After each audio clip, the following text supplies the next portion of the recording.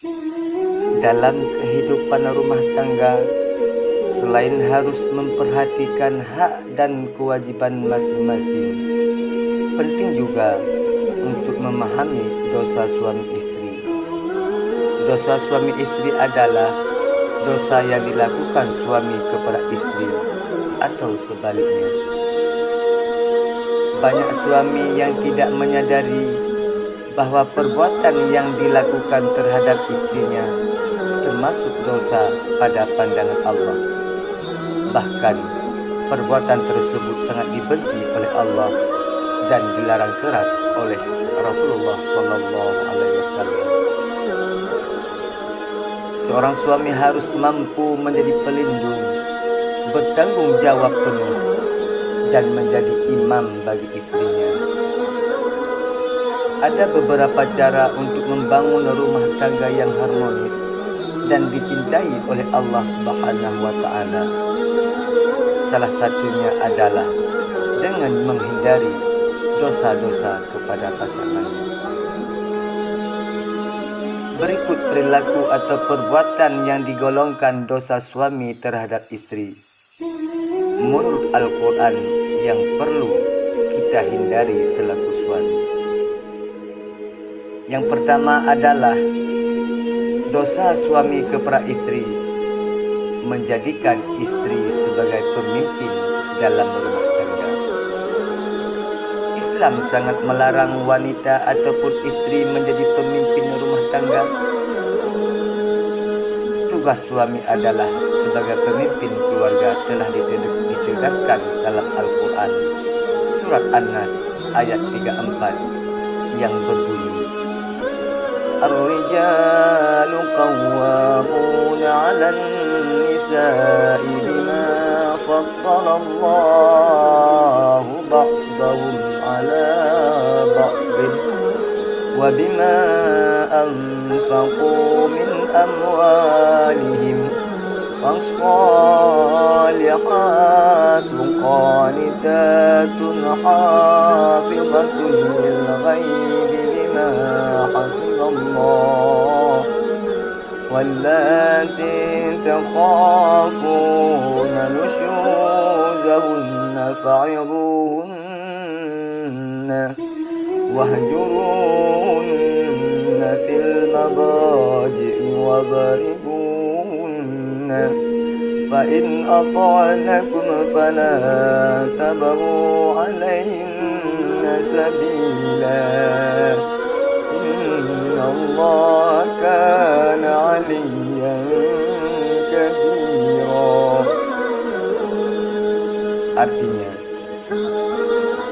suami itu adalah pelindung bagi istri karena Allah telah melebihkan sebahagian laki-laki atas sebahagian perempuan, dan karena laki-laki telah memberikan nafkah dari hartanya, maka perempuan-perempuan yang saleh adalah mereka yang taat kepada Allah dan menjaga diri ketika suaminya tidak ada.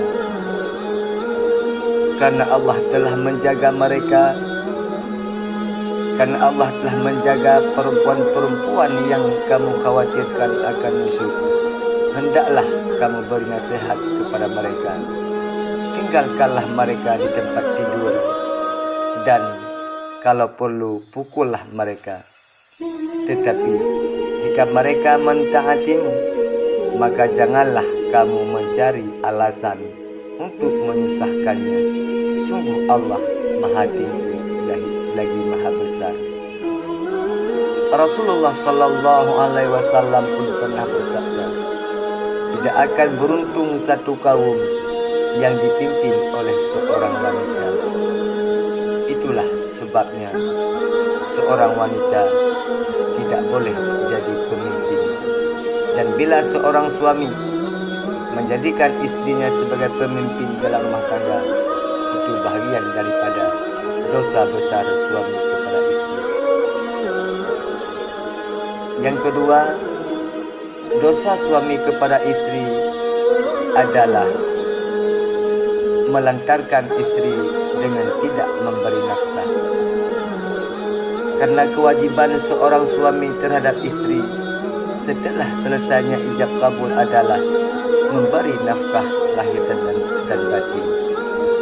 Bila di kemudian hari ia tidak memberi nafkah, berarti ia telah menelantarkan istrinya. Hal tersebut digolongkan sebagai perbuatan durhaka dan terhitung sebagai dosa besar suami. Kewajiban ini dijelaskan jelas dalam Al-Quran surat Al-Baqarah ayat 233 yang berbunyi, yutimna ar-radha'ah wa 'alal mauludi lahu rizquhunna wa kiswatuhunna bil ma'ruf la tukallifu nafsun illa wus'aha, yang artinya, dan kewajiban ayah menanggung nafkah dan pakaian mereka dengan cara yang patut. Seseorang tidak dibebani lebih daripada kesanggupannya. Selain itu, Rasulullah Sallallahu Alaihi Wasallam pun bersabda, dan mereka para istri mempunyai hak diberi rizki dan pakaian yang diwajibkan atas kamu sekalian, wahai para suami. Yang ketiga, dosa suami terhadap istri adalah tidak memberi tempat tinggal yang nyaman atau tidak memberi tempat tinggal yang layak bagi istri. Bila seorang suami tidak memberi tempat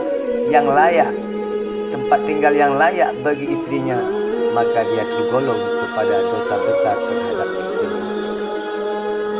Selain memberi nafkah, kewajiban suami terhadap istri adalah memberi tempat tinggal yang aman. Tempat tinggal tersebut harus jauh dari bahaya, ketakutan dan lain sebagainya.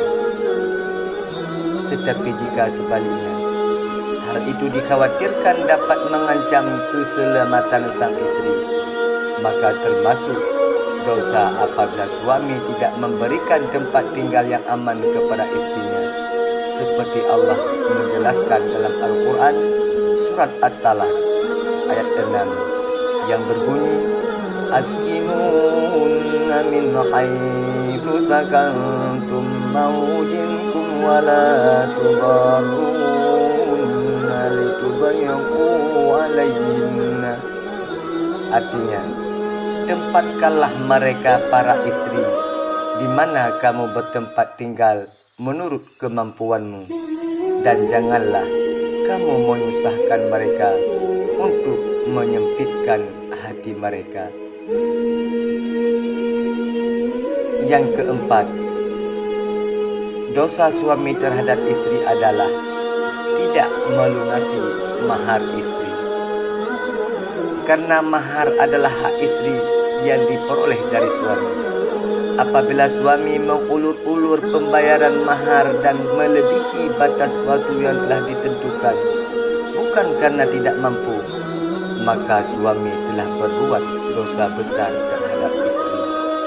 Seperti sabda Rasulullah Sallallahu Alaihi Wasallam, siapa saja lelaki yang menikahi seorang perempuan dengan mahar sedikit atau banyak, tetapi dalam hatinya bermaksud tidak menunaikan apa yang menjadi hak perempuan itu, berarti ia telah mengabaikannya.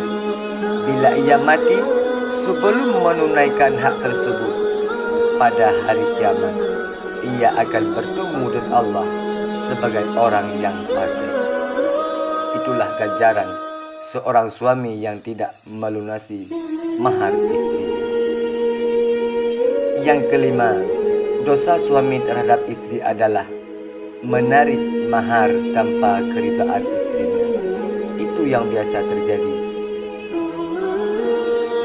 Allah melarang suami meminta atau menarik kembali mahar yang telah diberikan kepada istrinya, sebagaimana firman Allah dalam Al-Quran ayat Nisa ayat 20, surah An-Nisa ayat 20 dan 21 yang berbunyi, Wa in arantum istibdala zawji makana zawjin wa ataitum ihdahunna qintara fala ta'khudhu minhu syai'an ata'khudhunahu buhtana wa ithman mubina wa kaifa ta'khudhunahu wa qad afdha ba'dakum ila ba'd wa akhadna minkum mitsaqan ghalidha. Artinya, dan jika kamu ingin mengganti istrimu dengan istri yang lain, sedang kamu telah memberikan kepada seorang di antara mereka harta yang banyak, maka janganlah kamu mengambil kembali sedikit pun darinya. Apakah kamu akan mengambilnya kembali dengan jalan tuduhan yang dusta dan dengan menanggung dosa yang nyata? Dan bagaimana kamu akan mengambil kembali, padahal kamu telah bergaul satu sama lain sebagai suami istri, dan mereka istri-istrimu telah mengambil perjanjian yang kuat, yaitu ikatan pernikahan dari kamu. Itulah dosa-dosa besar suami terhadap istrinya. Maka hati-hatilah kita seorang suami, jangan sombong kita menganggap